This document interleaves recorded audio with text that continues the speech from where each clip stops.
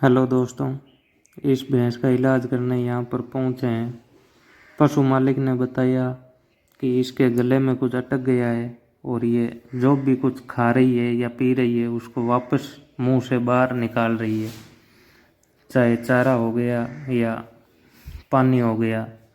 खाते ही निगल नहीं पा रही है, बाहर गिरा रही है।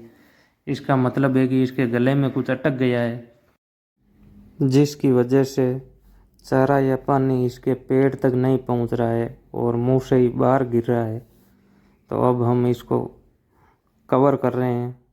ये रस्सा इसके मुंह में इस तरह से बांध के और पेड़ के पास लेकर के इसको बांध लेंगे और इसका इलाज करेंगे।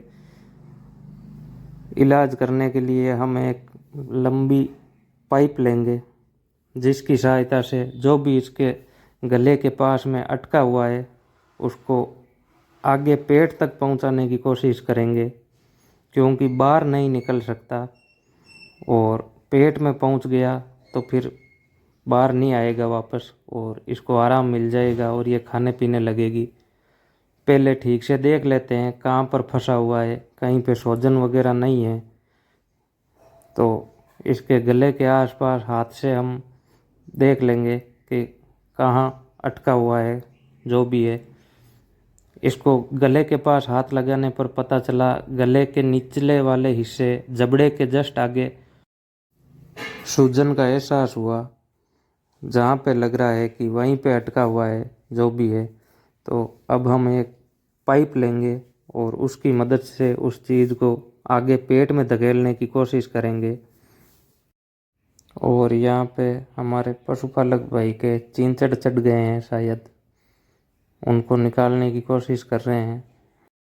तो अब आते हैं वापस इलाज की ओर और पाइप लाके इसके मुंह में पास करेंगे पाइप। ध्यान रखना है कि पाइप अगर ज़्यादा कड़क हुई तो इसका गला और मुंह अंदर से छिल सकता है। इसलिए ध्यान रखना है कि पाइप को आगे से थोड़ा सा या तो घिस लें, जिससे कि मुंह में या गले में लगे नहीं, और आराम से पास करना है पाइप को, ज़्यादा ज़बरदस्ती नहीं करनी है। ये देखो, ये आपत कर रही थी, इसलिए हमने इसको दूसरे पेड़ के पास लिया और यहाँ पे पाइप डाल रहे हैं धीरे से। पाइप डालते वक्त ये भी ध्यान रखना है कि पाइप कहीं इसकी सांस वाली नली में ना चली जाए, क्योंकि अगर फेफड़ों के अंदर पाइप चली गई तो भैंस को बहुत ज़्यादा तकलीफ होगी। इसलिए इस काम को बहुत ही ज़्यादा सावधानी के साथ करना है। अब हम इसका ट्रीटमेंट करेंगे, इसको इंजेक्शन लगाएंगे, क्योंकि जहाँ पे कोई चीज़ अटकी हुई थी वहाँ पे घाव होने के चांसेज हैं। इसलिए इसको एक एंटीबायोटिक देंगे। एंड्रो लगा सकते हैं आप, एंड्रोफ्लोक्सासिन 15 ml, और साथ में सीपीएम लगा सकते हैं 10 ml। और खा पी तो ये रही है, इसलिए बेलामाइल अगर ज़रूरत लग रही है आपको तो लगा सकते हैं, वरना एक एनाल्जेसिक दे सकते हैं।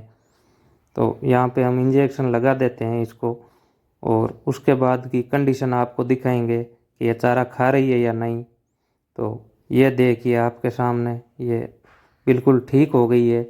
जो भी चीज़ इसके गले में अटकी हुई थी वो आगे पेट में चली गई है अंदर, और ये तुरंत चारा खाने लगी है और इधर उधर देख रही है और चारा खा रही है। एक बार तो मुंह को हिलाया क्योंकि लगता है अंदर घाव है, पर जो भी चीज़ इसके गले में अटकी हुई थी वो इसके पेट में चली गई और चारा आसानी से पेट में पहुंचने लगा। और जब इलाज हुआ तो पशु मालिक भी बहुत खुश हुआ इसको देख के कि एक ही बार में भैंस ठीक हो गई। हमको आए हुए लगभग यहाँ पे आधा घंटा ही हुआ है और भैंस बिल्कुल ठीक हो गई और चारा भी खाने लगी। तो ऐसी समस्या अगर कभी हो तो आप इस तरह से ठीक कर सकते हैं।